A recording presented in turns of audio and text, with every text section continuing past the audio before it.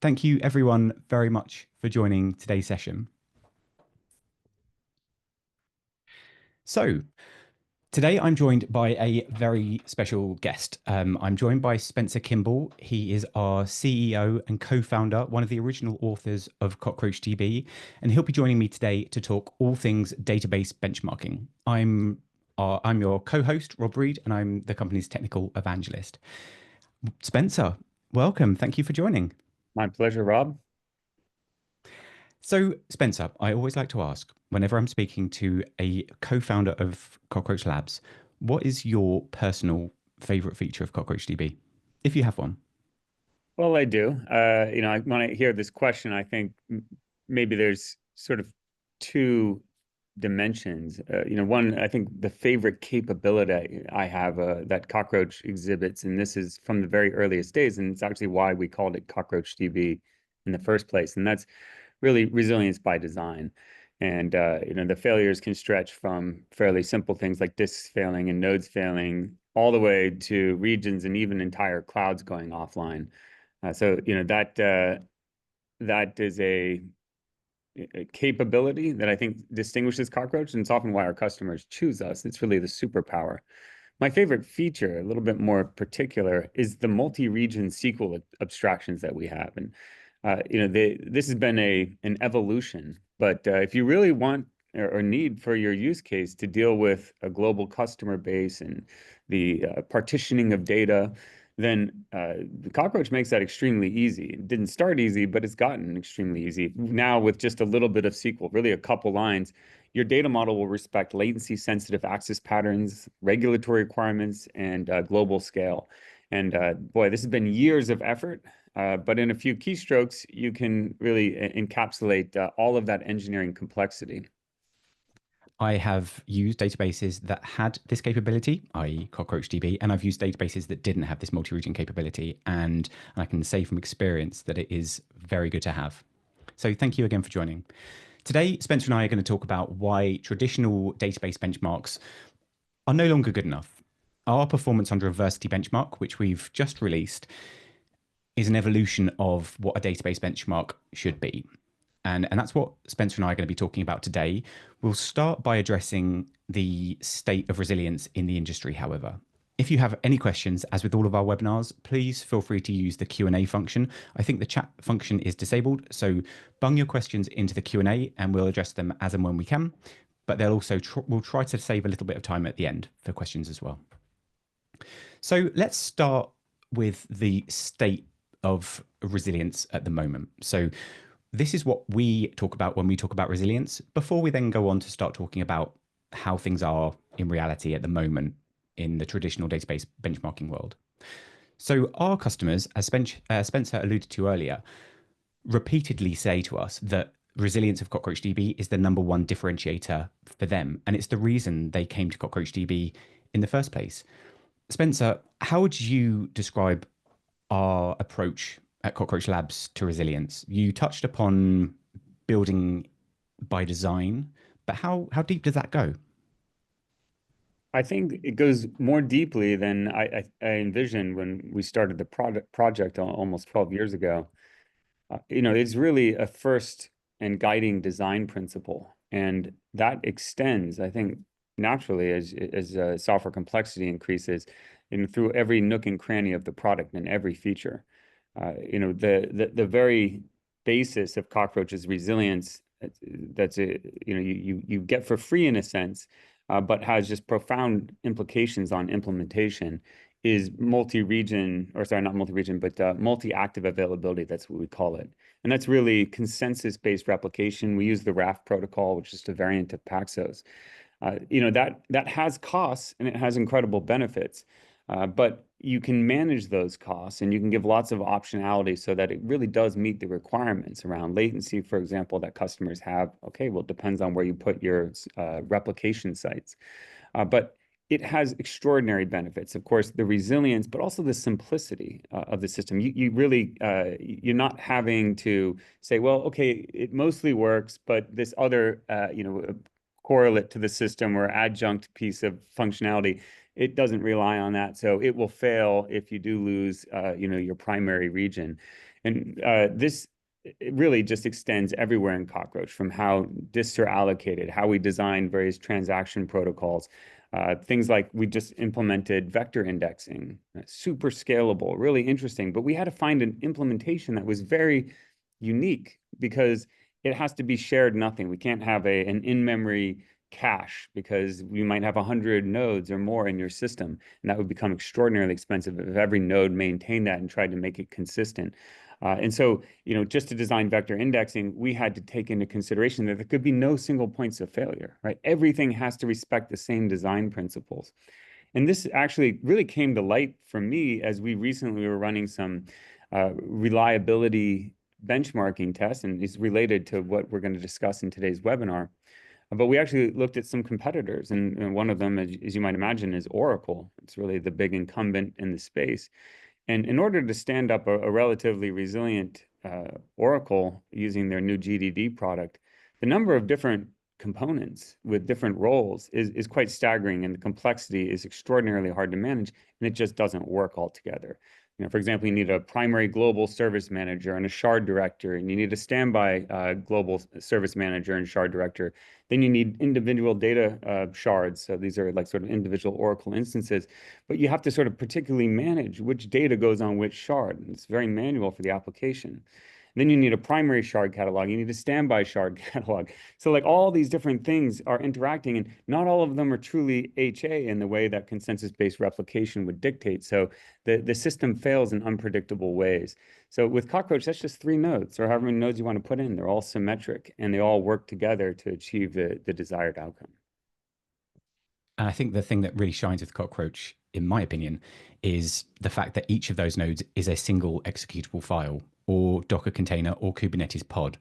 It's not a stack of different intercommunicating executables. It's simply one thing that does everything and shares the load across horizontally. Thank you for that.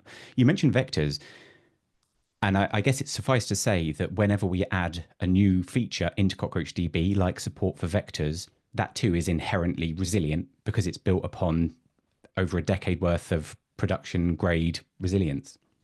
That's exactly right. And it's just as scalable as the rest of CockroachDB. And in fact, it's geo-partitionable. That's pretty cool, right? So Yeah. vectors can very much, like, we're talking about a 1500 floating point, construct, 1500 dimensions, which are, seemingly, kind of like arbitrarily chosen, or it's not very transparent what they mean. But in fact, they can absolutely encode PII data.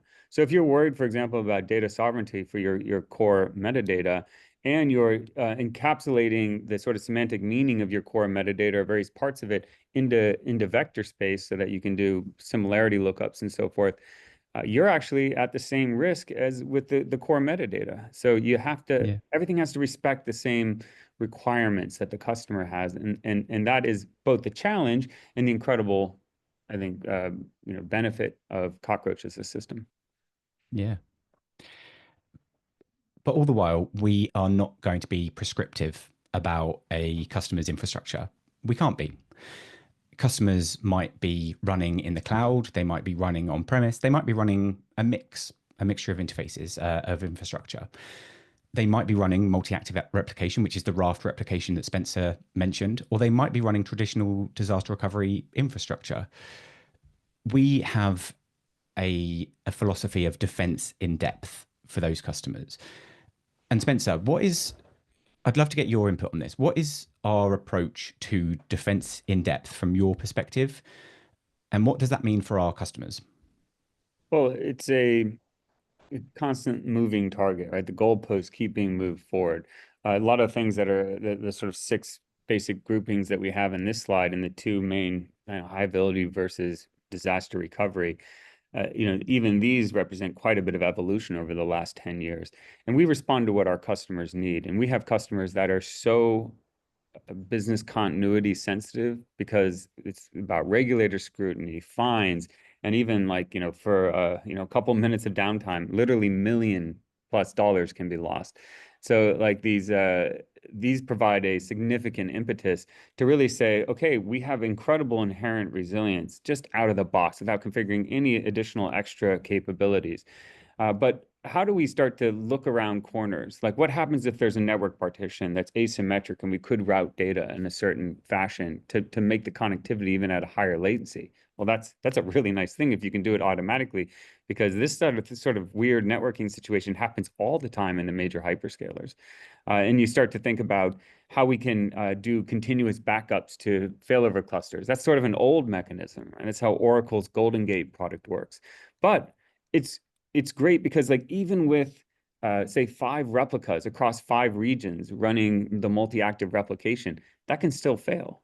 But you need the majority of the 5 to be up. You need at least 3 of those 5 regions to not be down. But there's always the contingency where you lose 4 of them or you lose 3 of them. Right? That can and does happen. It just becomes increasingly rare as you increase the sort of width of your replication. But what happens when that it does come to pass? Well, these discerning customers that are extremely demanding, banks, for example, is a great one, brokerages and so forth, very high value use cases. They want to have, of course, backup, but then they want that backup to come back as quickly as possible, possibly just like in minutes, even if it's a petabyte backup. And that has a capability that we've built called online restore, which brings that back in incredible with incredible speed, but certain like higher latency while it continues to load the data in the background. Then there's the ability to do physical cluster replication, logical replication.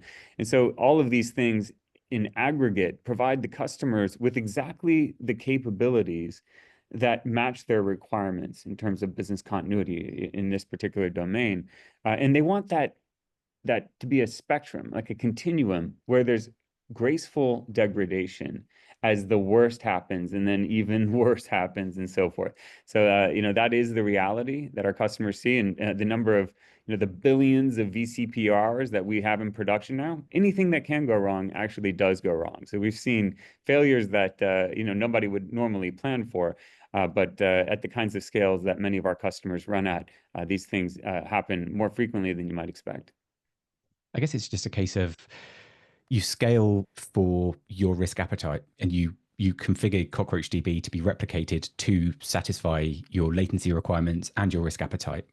For some customers, a smaller cluster with a replication factor of 3 might be ideal, whereas customers who are in perhaps a more regulated market and might face regulatory fines from DORA and the like, they might opt for higher replication. And it's nice to know that the product is configurable to allow for that. Absolutely. So we've talked about resilience a little, but resilience isn't a static target. It has moving goalposts, and our customers and their expectations on resilience are rising. And it's our job as engineers of Cockroach Labs, of course, but more widely as software engineers in the field to stay ahead of those expectations. Spencer, you've been in Cockroach Labs a lot longer than I have. I've been using it since 2016, but you've been actively working on it as a CEO for many more years. And you've spoken to a lot of customers over the years. What customer expectations have we met recently around, let's say, around resilience, perhaps, that you're proud of having added to CockroachDB? Well, it's always a moving target, as I just mentioned.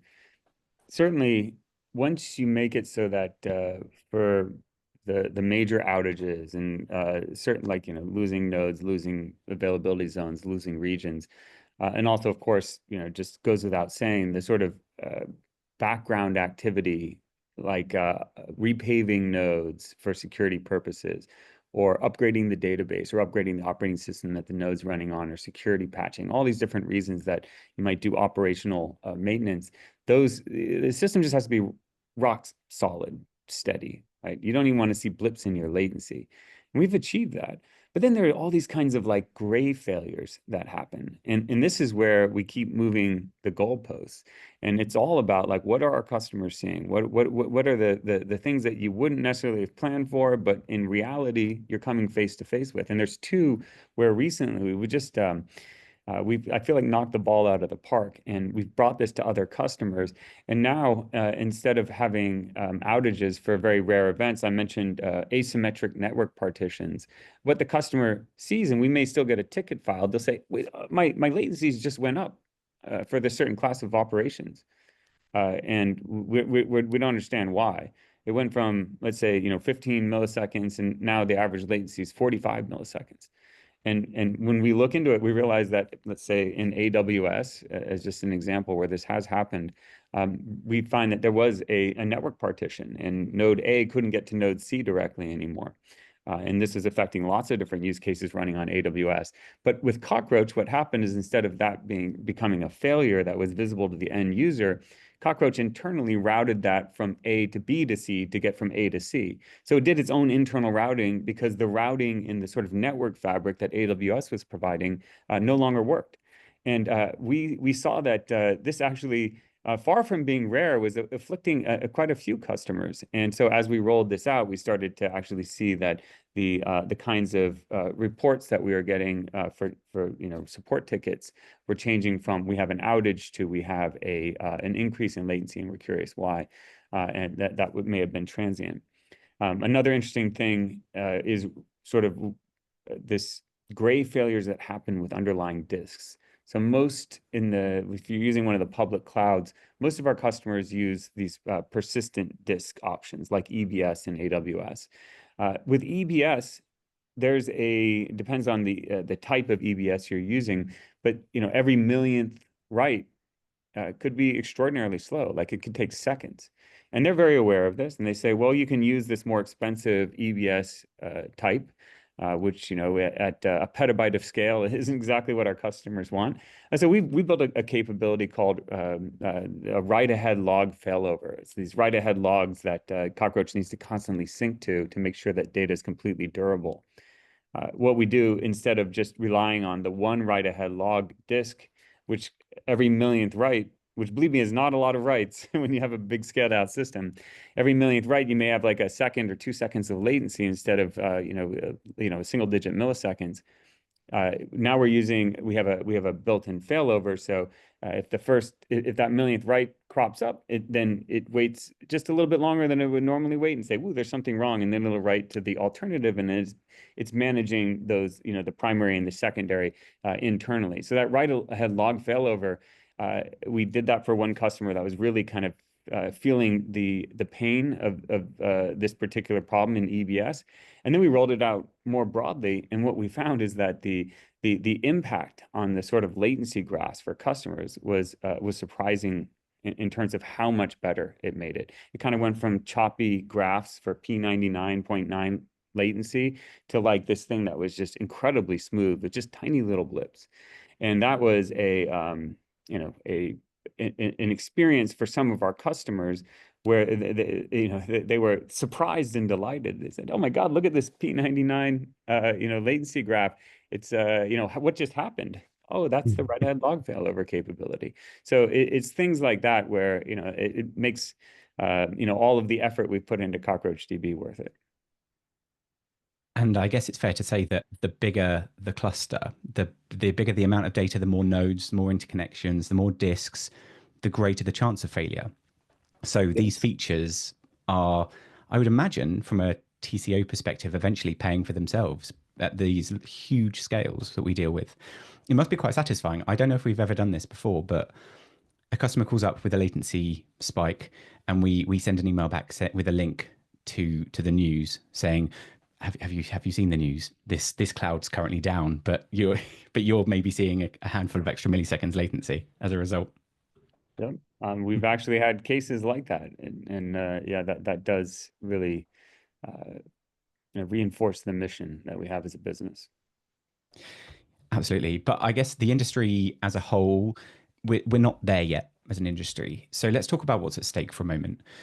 This data comes from our State of Resilience report, a report that we'll link to at the end, and a report we ran at the end of last year and the start of this year. It was published this year, where we interviewed 1,000 industry professionals, all senior engineers, VPs, and up, that kind of bracket of people.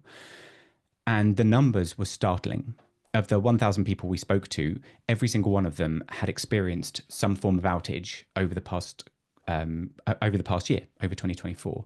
We'll look at the exact numbers in a minute, but these are expensive outages. Spencer mentioned it could be in the millions for a large organization for even minutes of downtime. Do you think, Spencer, that businesses are factoring in downtime and outages in their running costs? Well, ultimately, of course, they are. I don't know that it's quite so intentional in terms of the planning. I do believe that most businesses feel that there's a certain, there's cost of doing business and there's a reality, and they have a lot of technical debt and they have a certain architecture and it's hard to move. And so, the various incidents of downtime are sort of the cost of doing business. And where that does show up is ultimately in having additional headcount, because you do need to continue to iterate on your roadmap, your business use cases, and that requires a certain amount of engineering product capacity. And of course the folks that are running the systems, the DevOps and DBAs and so forth. When you have a lot of outages, those you get additional costs, right? People are doing postmortems. People are trying to rectify inconsistencies that might have happened in the system as you switch to a failover using a legacy database.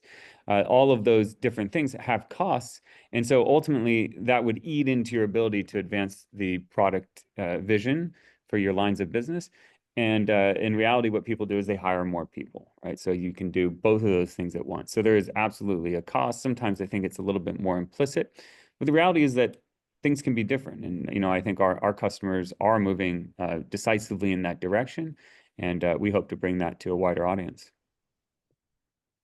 But we're unfortunately not through this slide yet. It stays pretty grim. So the 1,000 people we spoke to were experiencing on average 86 of these outages per year. And that totaled, on average, again, for each of these 1,000 people, 324 minutes of downtime every week. That's 5.5 hours, if my maths is correct. And 12 years, 12 years every day, 12 days of downtime every year, which I don't think is a healthy. No, I don't think that's 5 nines. That's not quite 5 nines. And consumers of today expect always on. That's no longer, this kind of downtime is no longer acceptable because the industry is what they're doing to safeguard their workloads necessarily isn't doing enough because we have regulations like DORA now, and we wouldn't have DORA if what we were doing at the moment were enough. If I were a customer or a prospect of Cockroach Labs, Spencer, and I referred to resilience, let's say, as an aspirational goal, what would your response be to me? Well, I think that there's sort of a tongue-in-cheek response, which is just that for nearly all databases, resilience actually is aspirational, even today. There's all kinds of bolt-on things that are happening for some of the legacy products.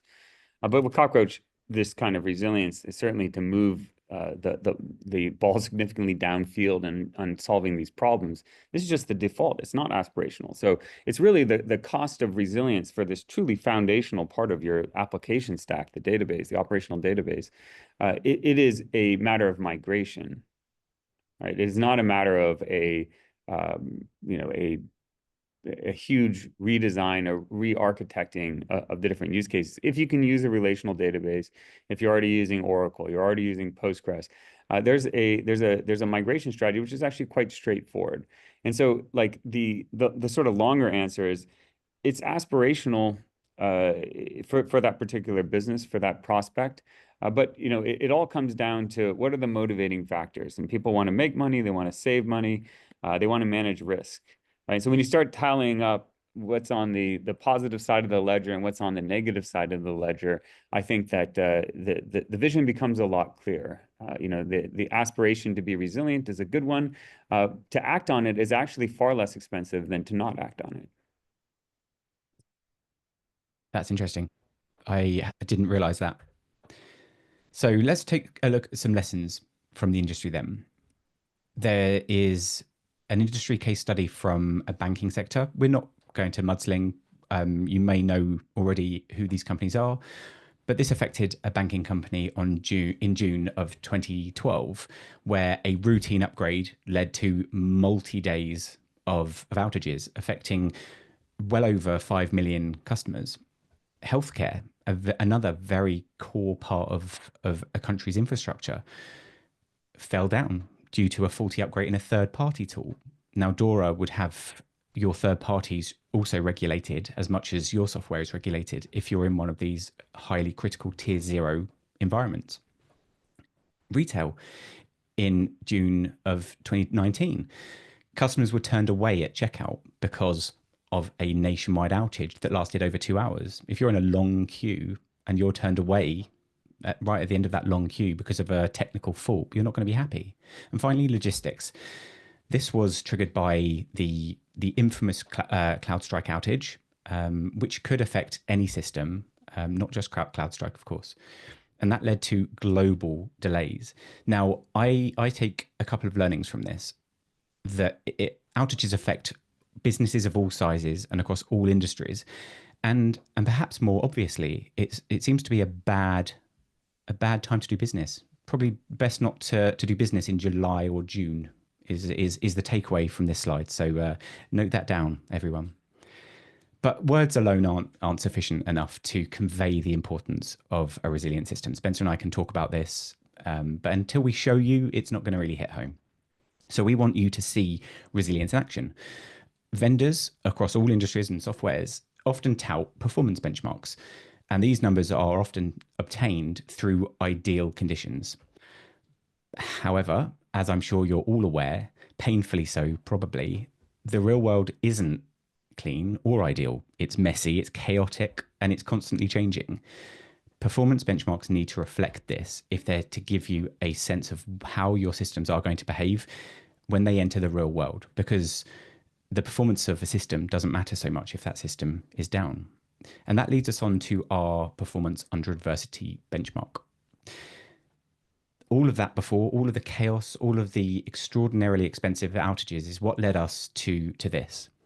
And it's 7 phases of increasingly severe real world outage scenarios. Not just outage scenarios, but some are even internal scenarios that occur within your systems, under which we measure the performance of CockroachDB. So, Spencer, I know this was the performance under adversity benchmark, if I'm not mistaken, was your brainchild. What was your inspiration for this? Was it simply a case of enough is enough, or was there something else to it?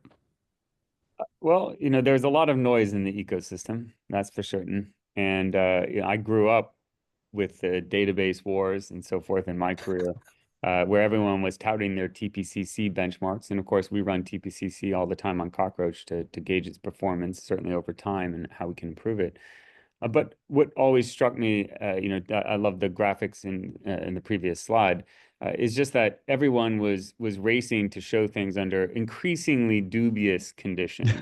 People were gaming the system, and I think that's actually why benchmarking for databases fell out of favor. But it's incredibly important because you can't improve what you're not measuring. And so, I think there's just been this maybe an over focus on, features and modalities and things, which is important, don't get me wrong. But of course, performance matters. And I think the thing that was missing from it is, okay, how about the performance of all the things that keep us up at night as professionals that are trying to, run these systems, keep the business running, make money, save money, manage risk. All these things are what, our careers are based on. And databases aren't grappling with those things. Like, again, a lot of words, as you said before. We've been, we spent the first half of this webinar talking about like these things, and there's conceptions and words, but how about the actual receipts? Can we bring the receipts here?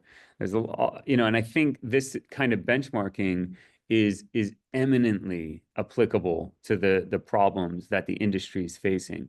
Like, I want to understand not just whether the database stays up and how many errors, but like, what's the experience for the user?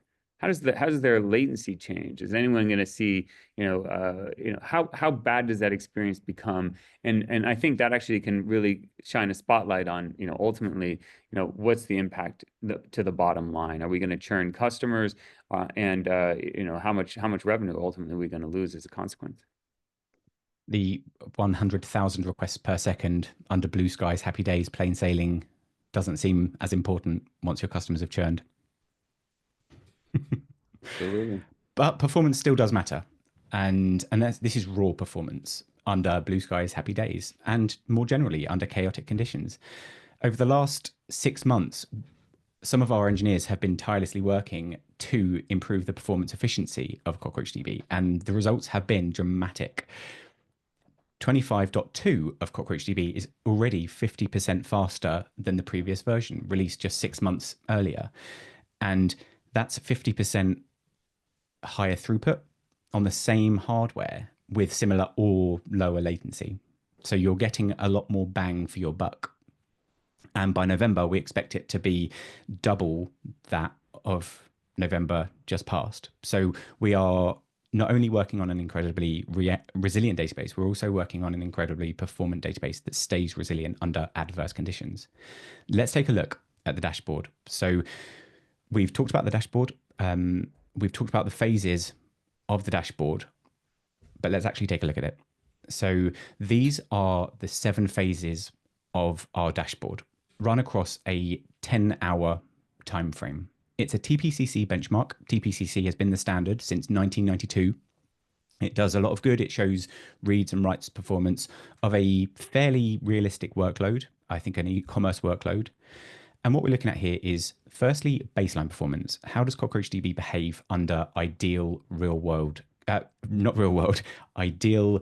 idealistic blue sky conditions? And that's important. It still matters to customers. So we ramp up over the course of a 5-minute period, and we hover for 7,000 TPCC workloads. We're hovering around the 25,000 queries per second. So it's a modest workload. It's not a huge workload. And we're looking at a latency from the application to the database of approximately 21.5 milliseconds. That's P95. However, what differentiates this benchmark from every other database benchmarks that's come before it is everything to the right of this. So next we test, I suppose we crank it up a little bit and we test internal operational stresses. So these might be things like backups, change feeds, if your database has them built in, which CockroachDB does. That's a way of pumping out messages or events that correspond to changes in your database in a transactionally consistent way. So we start a change feed, then we start a schema change that starts and finishes. That's adding an index to a large table. And then we perform a rolling upgrade of the entire database. This database cluster has 15 nodes. There are 17 dots indicating the start, the end, and the update of all of the nodes. Then, if things weren't bad enough, we crank it up another notch and we kick off 50 disk stalls across random nodes in the cluster, each lasting for 10 seconds. And we can see along here the impact that's having on the workload. We crank it up again. Now we're starting to address our customers' deepest fears. These are the gray failures. They don't necessarily take your applications completely offline and flag a PagerDuty. They degrade everything. They grind your application to a halt, and perhaps that's less visible. So we perform a symmetric and an asymmetric network partition. Spencer talked about those earlier. A symmetric network partition is simply whereby 2 nodes in the cluster, or let's say 1 node can't talk to either of the other nodes, let's say in a 3-node cluster, and they can't talk in either direction. An asymmetric network partition, I've always thought, is a bit more insidious. That's when nodes might be able to talk to 1 node, but it's not able to talk back. It's a lot more complex. And then we just start killing nodes. How would killing a node affect the customer's experience of the application?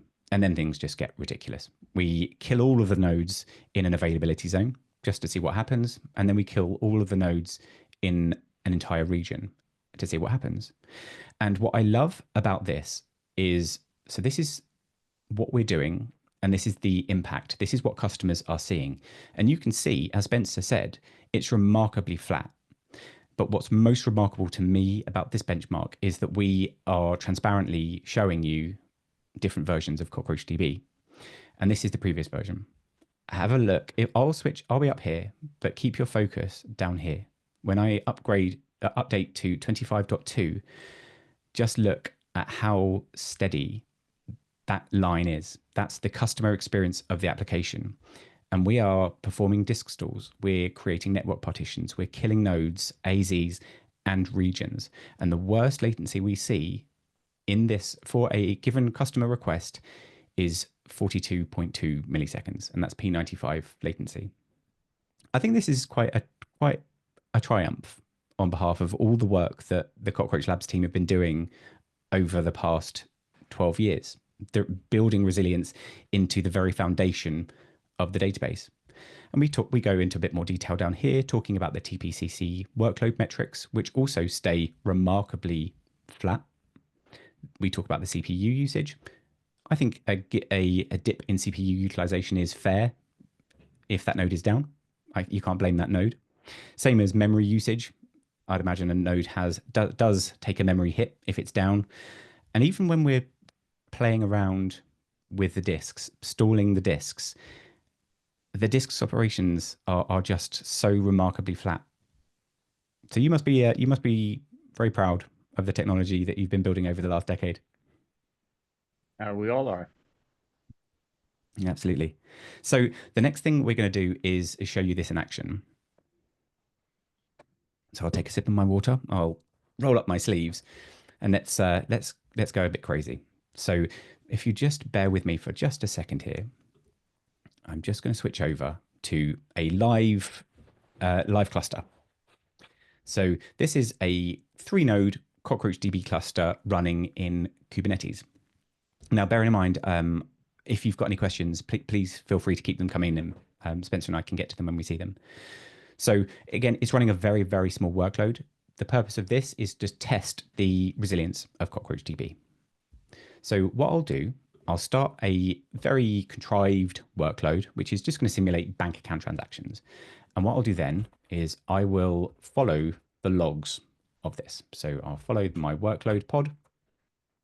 And what we're doing is we're transferring an amount of money, again, just a randomly generated floating point, from one account to another. And we record the number of milliseconds it took to perform that operation. And that's the time from the application to the database and back again, at which point we stop the timer. Over here is the number of errors we've encountered whilst performing that. This application I've made purposefully very dumb. It's not performing application retries. I want to show you what kinds of errors we're seeing. And when I talk about downtime, perhaps that's a bit of a misnomer. This is the total amount of time that I wasn't able to talk to the database. For example, if a request gets routed to a node that's down, that might be a retry, and that might add 20 milliseconds of downtime, just to give you an idea of what we're talking about. So what I'll do now, I will upgrade the cluster. I'll perform a rolling upgrade from version 25.2.4, which we can see as this from this image tag here, to 25.2.5.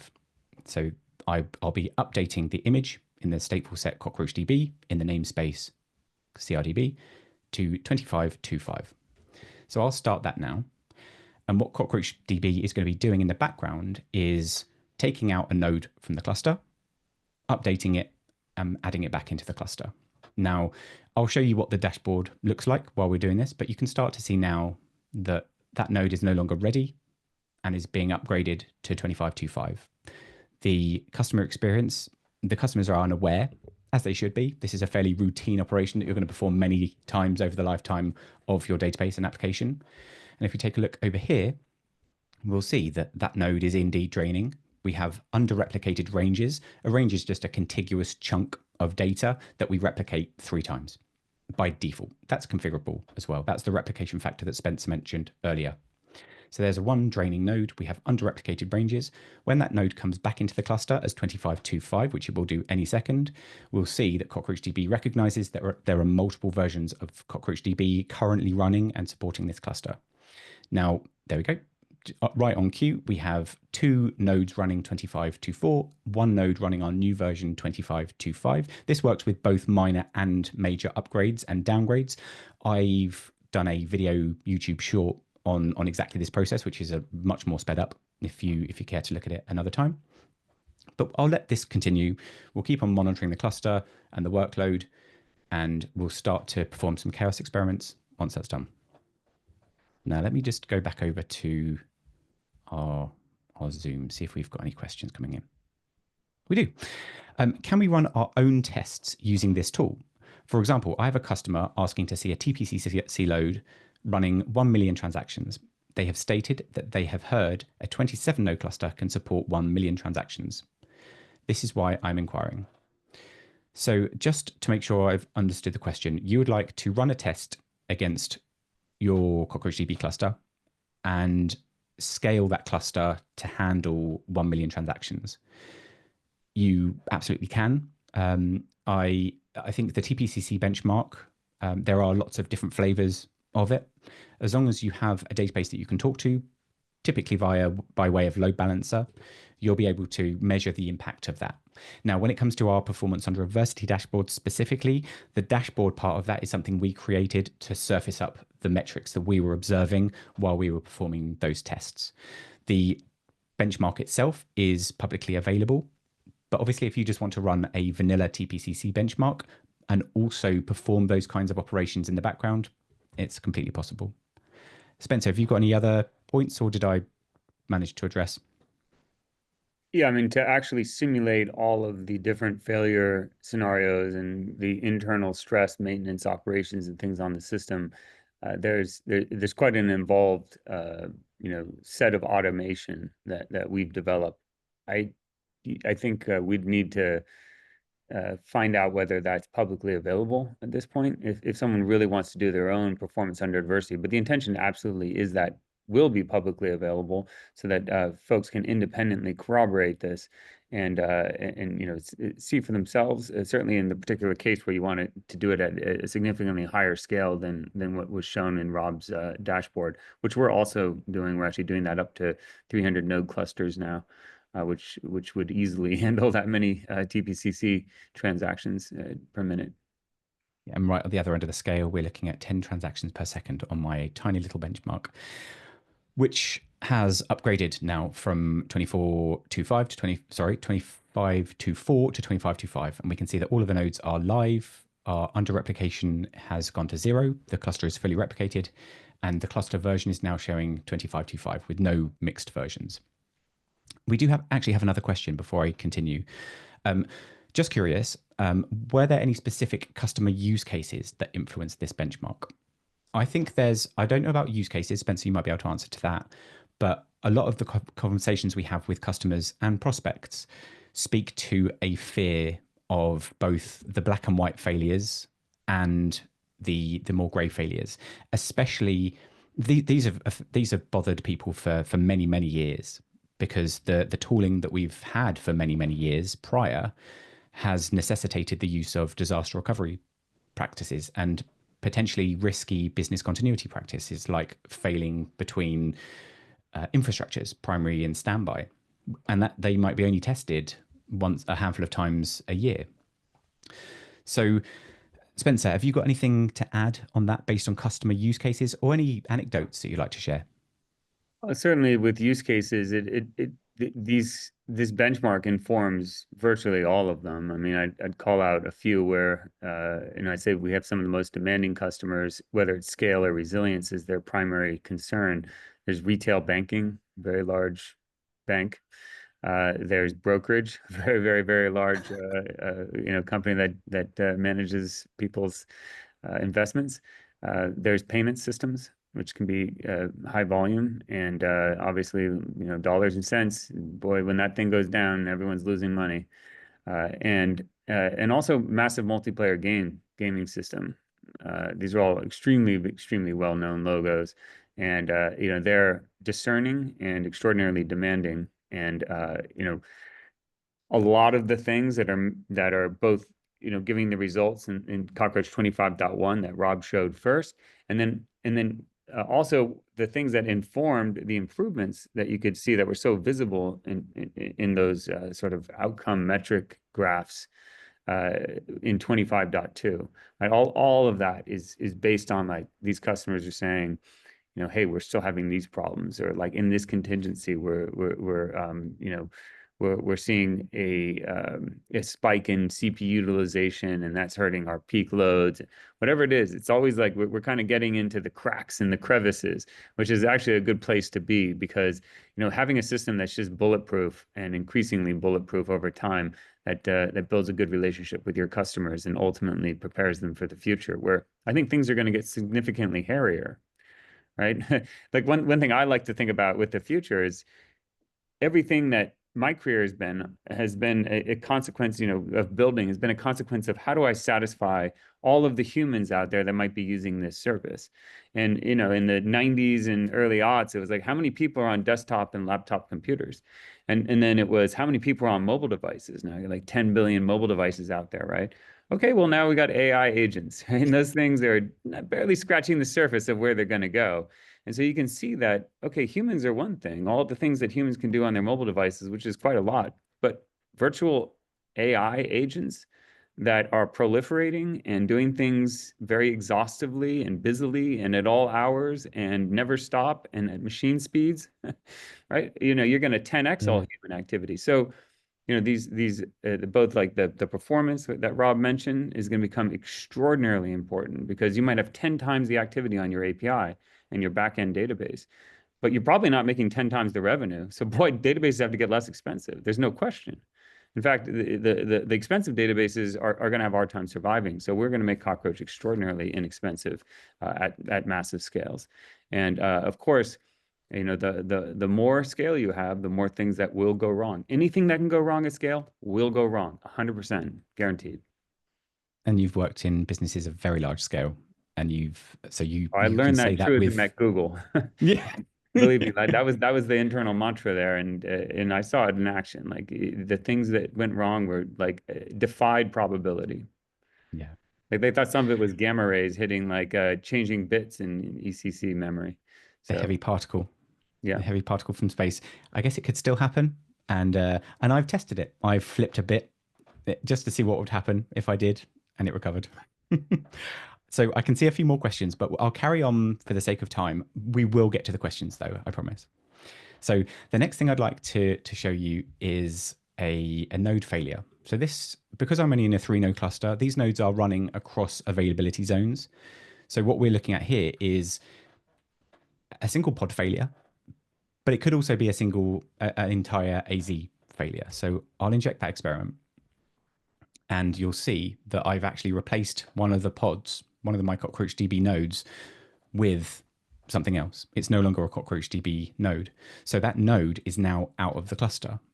Within a few seconds, my under-replicated ranges will take a hit because CockroachDB knows that the replication factor currently of 3 that it desires can't be satisfied with 2 nodes. So let's force the situation. I'm just going to refresh the page because I'd like to see it sooner rather than later. There we go. So we got our draining node. It knows that node 1 this time is out of the cluster. I say node 1 this time because I randomize it. And there we go. There's our under-replicated ranges. If I take a look at the network, we can see that node 1 it's unhappy. However, the customer workload is carrying on.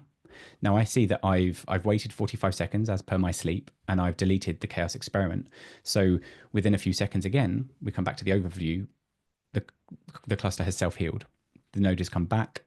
Then the other nodes have up-replicated any changes that node missed in the time that it was down, and we're back online. We never actually went offline, but we're back to full capacity. Let's perform something else. So when I speak to customers, network partitions are something that really worry them. It's another gray failure. Now, if I make it through all of these tests and we don't see any errors and we don't see any downtime, I will be surprised because some of these events are define businesses. They might be the very worst day of your career because an AZ going down, if you're not prepared for it, could mean a very stressful time for you. Same as a network partition. So I'll perform that. Now, while I'm testing this, I've made this application as dumb as I possibly could. It's not performing application retries. It's simply making a request. If it gets an error, it prints it out on the screen. So I'll come back to the network tab and we can see that I think, the poor node 1, I think it's node 1 again, has been partitioned from the other nodes in the cluster. So again, we've got under-replicated ranges because CockroachDB can't safely say this data is fully replicated. So it errs on the side of caution. However, the workload is continuing. We've got a spike in latency at the moment, which speaks to what Spencer was talking about earlier. If your network is partitioned and a connection pathway between nodes can't be satisfied, CockroachDB will figure out another path to get to where it needs to be. And actually, in my ignorance, I didn't know it was doing that rerouting until you said so. So I think that's incredibly important. But we're back. We've stopped the network partition. We're back to the regular 8, 9, 10 milliseconds worth of latency. And now we'll simulate another biggest fear of some of our customers and prospects. Now I'll simulate a disk stall. So I've injected that. There we go. We saw a little blip there, and that was CockroachDB saying, ooh, something is going wrong with this disk. I'm going to start initiating the process of write ahead log failover. Now I've configured by way of Kubernetes. So this is all running in Kubernetes. The stateful set does this for me. A 10 gigabyte disk and a 1 gigabyte secondary disk for each of the nodes. We're writing to the primary disk. Oh, actually, let me just quickly go over there before I lose my opportunity to see it in action. There we go. That's the switch count. Perfect, just in the nick of time. And I'll search by per node. So we can see that, oh, it's node 1 again. I have nothing against node 1. I can assure you. I feel terribly for node 1. But it's recognized that that 10 gigabyte disk that it was writing to has stalled, and it needs to start writing to the secondary disk, which might not be stalled. Spencer mentioned that this is very likely to happen. The more nodes you have, the more disks you're connected to, EBS volumes, etc., persistent disks in Kubernetes, all this kind of the same technology. Unless you're handling this kind of disk stall, which is gray failure, your application is just going to slow down. Now, if we come back here, oh, finally, we've seen an error. Great. I'm actually glad you've finally seen an error. So you know I'm not just printing out hard-coded values of 0 and 0. So we've finally seen an error. And CockroachDB has realized that the problem's gone away. I've taken out the disk stall chaos test injection. I'm using chaos mesh for this, and it switched back. So we're now writing again to the primary disk, and we've just carried on. Customers are happily using the application as if nothing has happened. That 1 second that was my retry timeout, or my request timeout. And instead of an outage, which this could very well have become in a traditional database, it's a blip. It's a request, an automated request retry if I'd built it into the system, which I didn't, because I wanted you to see it at its worst. So that's the benchmark. This isn't the performance on university benchmark. I just wanted to show how easy it was to create your own. I've just run a 3-node CockroachDB cluster with a very rudimentary workload, making simple requests and tallying up the errors and the downtime, of which in the end we received finally one, totaling 1 second worth of downtime. So we've done that. We've done the demo, and I'd just like to wrap up before we go to Q&A. It's not enough simply to be fast. If you're fast and you're down, you're still down. And as a customer, you should be holding your provider, whether it's a database provider or another provider, to account for the resilience of their system. DORA and the like are going to be mandating that you do this, but you should be doing it out of practice anyway. You should understand the resilience profile of the applications that you consume. Ask them how their software holds up under real world conditions. A happy days, blue sky, plain sailing benchmark result shouldn't be enough for you to know and have confidence in that technology. Ideal benchmarks don't ensure an ideal experience when conditions are anything less than ideal. And hope is not a strategy. I've said that many times, and I'll continue to say it many times more. Spencer, if attendees were to take away anything from this, I think I might have just frozen. I hope you didn't miss too much there. But if attendees are to take away one thing from today's session, what do you think it should be? Well, I think the dashboard you showed is really the most illustrative guide to the capabilities that Cockroach is bringing to market. And it has an inherent lesson in it, which everyone's heard before. But it's amazing how long the modern database ecosystem has continued without actually putting this into practice, which is that it's extraordinarily hard, very unlikely that you're going to improve something that isn't being carefully measured.